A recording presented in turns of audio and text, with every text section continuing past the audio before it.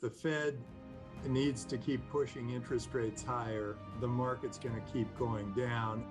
Crypto business rally before the stock market does.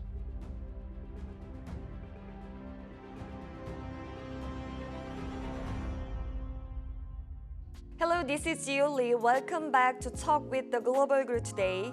We are delighted to have billionaire venture capitalist Tim Draper. He's founding partner of leading venture capital firm Draper Associates and Dfj. And as many of you know, he has made many successful investments in major tech companies. Mr. Tim Draper, great to see you. Wall Street is predicting a rebound in the stock market at the end of this year. Do you think it is feasible? I think anything is possible with the stock market. A lot of it has to do with what happens with the Fed. If the Fed needs to keep pushing interest rates higher, then the market's going to keep going down. If the Fed feels that inflation is under control, then they can let the stock market run. And it's very weird that we're reliant on the Fed to determine whether the stock is worth something or not. But as an investor, people make a decision as to whether they want the risk-free rate, which is what they get from the Fed, or they want to take a risk with their money on a stock. And if the rate is giving them 10%, then that's the equivalent of a 10 PE on a stock. If it's giving 1%, that's 100 PE on a stock. So stocks can be valued a lot higher when the interest rates are lower. And that's what happened. We got into a very low interest rate, very high PE world. The stocks got way inflated. Now they've had to come back down because the interest rates are higher. The market is always some combination of what's a risk-free rate worth and how excited are the investors about certain stocks. I think the stock market today they're a little pessimistic right now because they're running in fear. When they start thinking more about opportunity, then the stock market will start moving its way up. But fear is a mind killer, and it's a stock killer too. And so when people are afraid, they don't invest in stocks. And if they don't invest in stocks, they don't invest in private companies, and economies tend to be stagnant. I know you have a positive outlook for Bitcoin. When do you expect Bitcoin to rebound, and what do you think are important variables in the rebound? So I love Bitcoin because it permeates the entire world. It's global, it's international, keeps perfect records. It's transparent. It's not subject to political whims if some politician decides to print more money or doesn't. There will only be 21 million of them out there. It's trusted. It's never been hacked. Knock on wood, it has never been hacked. And so it's actually safer to hold Bitcoin than it is to hold money in a bank. The thing that'll make it really tip is women, because women control, at least in the US, they control 80% of retail spending. When the retailer realizes that they can make more money by accepting Bitcoin than they can when they get somebody's bank card, they will then encourage shoppers to use Bitcoin. Then there will be more and more women with Bitcoin wallets. 2 years ago, it was only 1 in every 14 wallets that was Bitcoin wallets that was controlled by a woman. And now it's like 1 in 6. And so that trend is continuing. But once I can buy my food, my clothing, and my shelter all in Bitcoin, I won't want to use fiat currency. I won't want to use the yuan. I won't want to use the dollar. I will want to use Bitcoin because it's not subject to all those political whims. The US stock market and cryptocurrency market are moving similarly. How would you rate this phenomenon? You know, I think that there were a lot of speculators in both markets at the top of the market. At the end of last year, there are lots of speculators all trying to make money on crypto, all trying to make money on the stock market. They didn't delineate which was which. They just felt like if I buy cryptocurrency or if I invest in stocks, they're going to go up and I'm going to make money.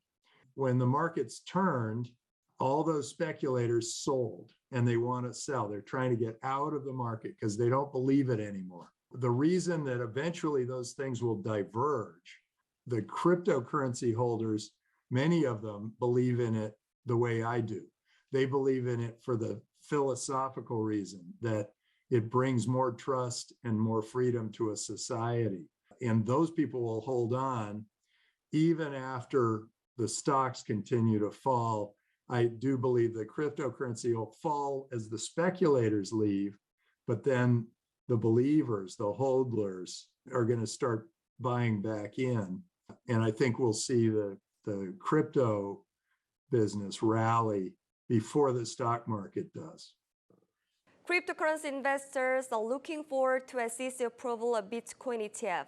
How long does the approval process take, and what effect do you expect to have on the cryptocurrency market?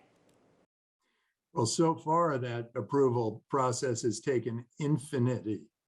It has been infinite. No one has approved an ETF yet. Now, I think this is one of those times where we're tripping over our regulations that were set up 80 years ago. The SEC was set up for a very different time. And it was in 1933 and 1940 that they created those two acts. And they felt like they had to protect the individual investor. Well, cryptocurrency is a whole different game. It's a whole different world. The US doesn't need to protect those investors. Those investors need the opportunity to invest and make money and buy things. In fact, cryptocurrencies are bringing all new forms of commerce, not just the currency itself, but the smart contracts, the NFTs, the DeFi world. And it's also bringing a new trust that is open around the world where the money can flow anywhere. I was talking with some of the people that were working with the president of El Salvador, and I was jealous because I was thinking El Salvador has made Bitcoin a national currency, and those people are so far ahead of us in their thinking about Bitcoin and cryptocurrencies. They've got smart contracts everywhere. They've been working in this world for a long time, whereas our government is tripping over itself trying to figure out how to regulate. These other countries are just saying, go ahead, do it. We need to build our economy and we're going to build it around this cryptocurrency. I think the US is making a huge mistake in not allowing not just ETFs, but DAOs or freeing up DeFi or allowing other cryptocurrencies to be currencies. They've only allowed Bitcoin and Ethereum to be currencies. There are many other currencies out there that can be qualified as currencies. And then trying to protect people from buying Bitcoin and other cryptocurrencies, I think is misdirected. It's like, I know better than you do what to do with your money. I don't think that's true. In fact, I actually think that when all these retailers start accepting Bitcoin and when I can have my food, clothing, and shelter paid for in Bitcoin, that people won't even want to hold fiat currencies. Confederate money in the US, where they were making $1 million bills that weren't even worth a single dollar from the Union. It's at a point, there will be a point at which there is a run on the banks to get their fiat currency out of there so that they can buy cryptocurrency. And that'll happen in some number of months, maybe a year or two, where all of a sudden people will say, I don't want to hold currency that's tied to a government. And I think the governments have to recognize that. They need to free the markets. They need to allow ETFs. They need to allow all sorts of things to happen and not get in the way, thinking that they have to step in and protect the individual investor. I think it's time to let that go. And here's the other thing. With a DAO, it's going to change the nature of how people think about organization. Right now, Amazon became a huge success, right? Because we were all doing these deals on Amazon, and we're all benefiting from it. I can order a toothbrush and it can show up in 4 hours. I can order a car and it shows up in a day. And it's all because Amazon's done this incredible system with a supply chain. Now people are starting to pick on Jeff Bezos because he was so successful. He's too rich, they say. I say he should be richer. He has been so successful. He's done so many things for so many people. He should be even richer than he is. But here's how a DAO might help. A corporation is only for the benefit of the shareholders, and the only ones who are allowed to buy shares early in a company are sophisticated investors or qualified institutions. So they're trying to protect these people from investing in things like Amazon at an early stage. The other people who can get shares are employees. So employees, investors, and founders, that's who gets the shares. They're the ones who benefited from the success of Amazon. Well, with a DAO, you can have the employees and the investors and the founders all have tokens from a DAO, but you can also give tokens to your customers, your early customers, your best customers. You can have tokens for your suppliers. You can have tokens for your community. You can have tokens for a variety of different people, so there will be less of this envy or jealousy of the people who are hugely successful.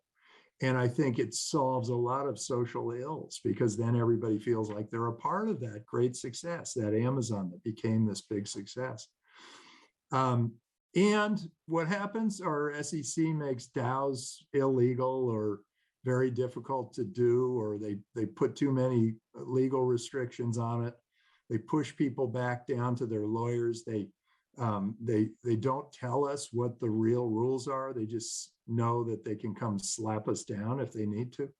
I think that's unhealthy for any society. The rules should be clear, and people should be able to operate under those rules, and everyone should be able to operate under those rules. Everyone should be treated fairly under the rules, not just the rich people being able to invest in private companies. Everyone should. So something's very wrong, and a lot of that will be solved as countries have to adopt Bitcoin as national currency, and they have to encourage people to start DAOs and use NFTs and use DeFi. Coinbase, a Nasdaq-listed company, is experiencing difficulties such as layoff due to the slump in the cryptocurrency market. Goldman Sachs also for a sell opinion. How do you see the future of Coinbase? Coinbase is going to be an amazing company. I think it might be one of the trillion-dollar businesses of the next decade. They are very well positioned to take great advantage of this cryptocurrency bust. They're well heeled. They have a lot of cash. The cryptocurrency goes through a winter. A lot of these other companies are going out of business. Coinbase can take advantage of that, either compete or buy companies that have gone through difficult times. I think this is a unique opportunity for Coinbase. 20% layoff is usually good for a company. It's healthy. Clear out the people who don't really belong there, and you move forward with the people who do. I think they're in great shape, and I have a lot of respect for Goldman Sachs and what they do, but I totally disagree with their assessment.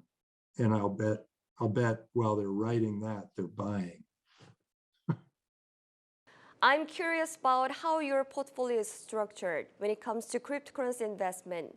What is your opinion on altcoins? Yeah, I think Bitcoin is the strongest currency. It's a little like the Microsoft of software. They have a platform that where Bitcoin was created, and the platform of the blockchain allowed people to innovate in lots of different ways.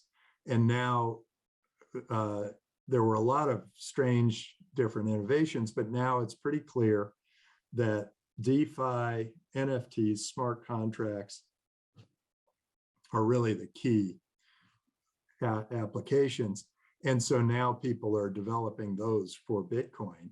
So I'm guessing that Bitcoin becomes like Microsoft, where Microsoft did the same thing. They said, here's our platform, go ahead and develop for it.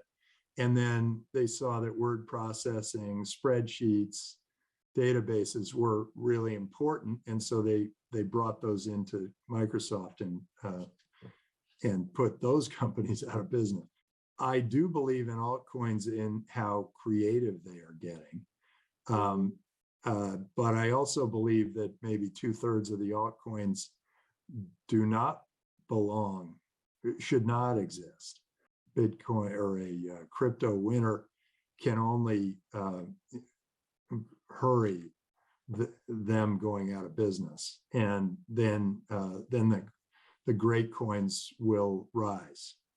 And I think Bitcoin is one of the great coins, and then there are probably going to be 40 others this time, and then when there's another downturn, it might be down to 30, 20, 10.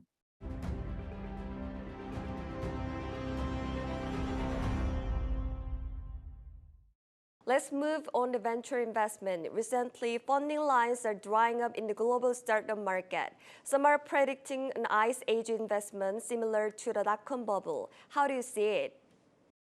Yeah, I think I'm glad I've been through one of these before, because I was able to warn most of my portfolio companies that winter is coming, and that they need to raise as much money as they can and not spend it. And that was the advice I gave up until recently. And now my advice it continues to be, figure out how you can get money from your customer, not investors, because investors are going to clam up and they're going to be a lot tighter with their money, and valuations are going to go down, and you're going to have to face that. So I think that's going to happen. How long it will go?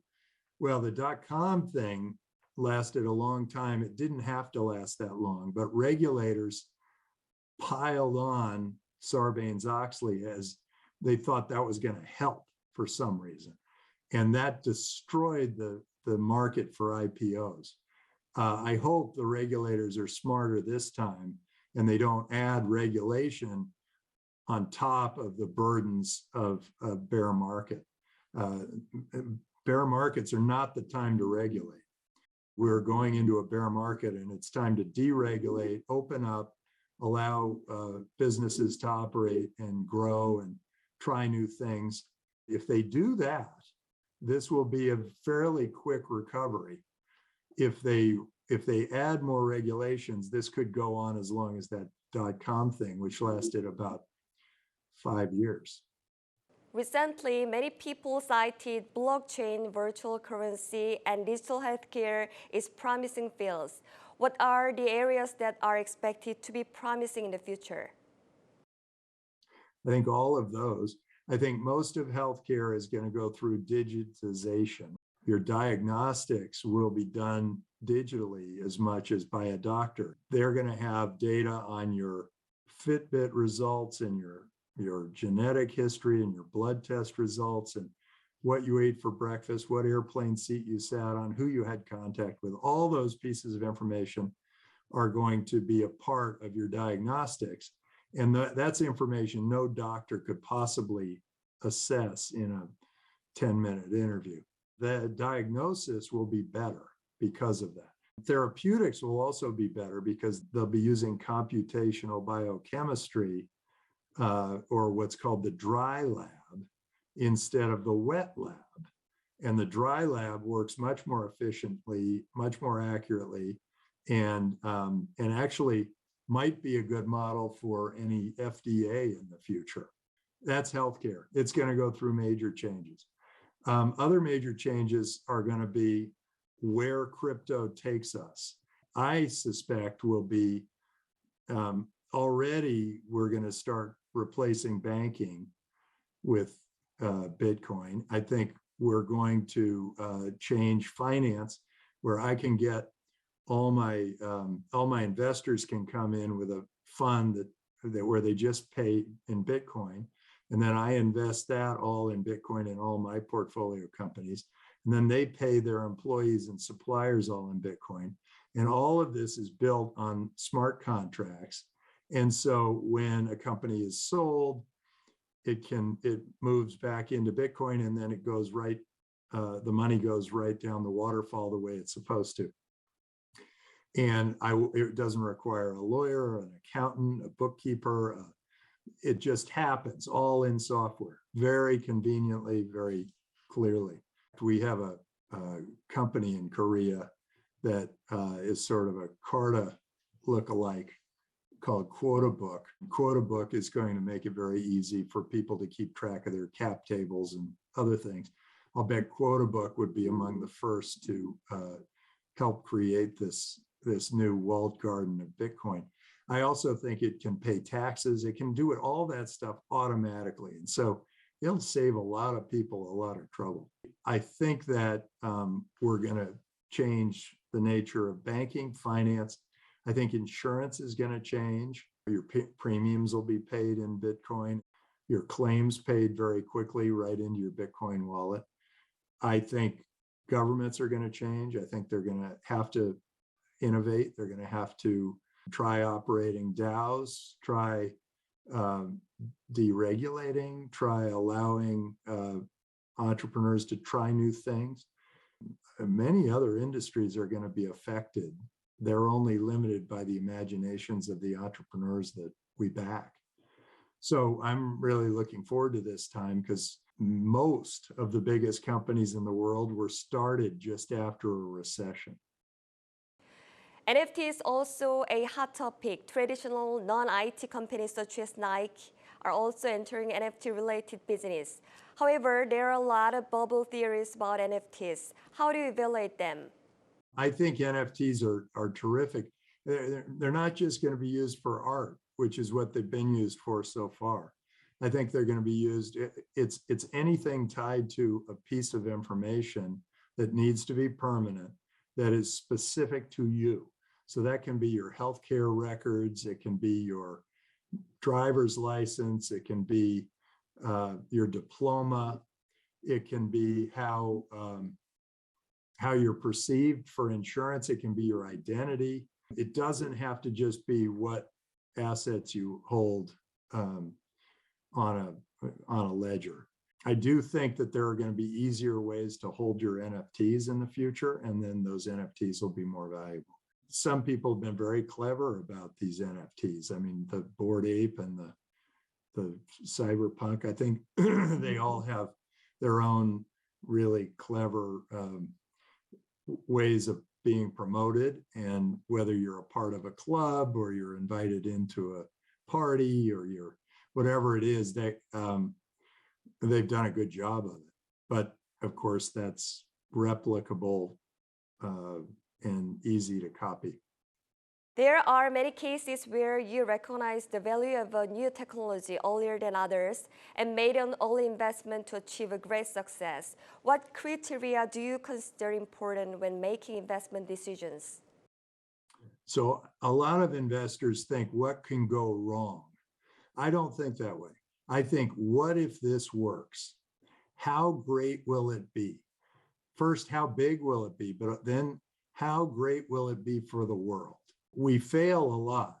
I make a lot of investments that don't work, but when they work, they become really big, because my criteria of, is this going to create a better world, kicks in.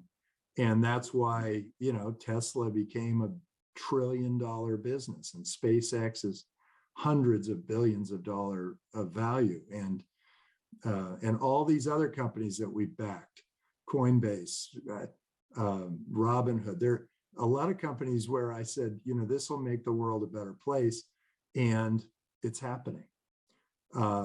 We've had some terrific luck with that, but I think it's just that philosophy of, and our LPs have really benefited from that philosophy, and it doesn't ring true with a lot of LPs out there. Some LPs are so institutional that they can't deviate. They can't see that this will outperform what they're usually investing in. But the ones who do have benefited in a great way through Draper Associates. There was a news report that you liquidate stocks for cryptocurrency investment in 2020. Are you still in the same position? If not, what are you investing in? I liquidated a lot of stocks before the end of the year because I sensed that this was getting too hot. I have fiat cash waiting to buy more cryptocurrency and more crypto companies, as well as to invest it with Draper Associates, because I'm a big investor. I'm the biggest investor in my own funds. I'll be putting it through that vehicle into companies that are changing the nature of space or transportation or energy or healthcare or insurance. I go after the big opportunities, and some of them are going to be cryptocurrency companies for sure, and some of them are going to be other kinds of companies.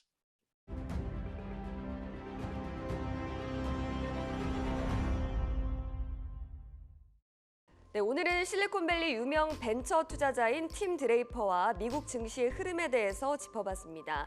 특히 미국 증시와 동조화 현상을 보이는 암호화폐에 대한 전망도 잊지 않았는데요.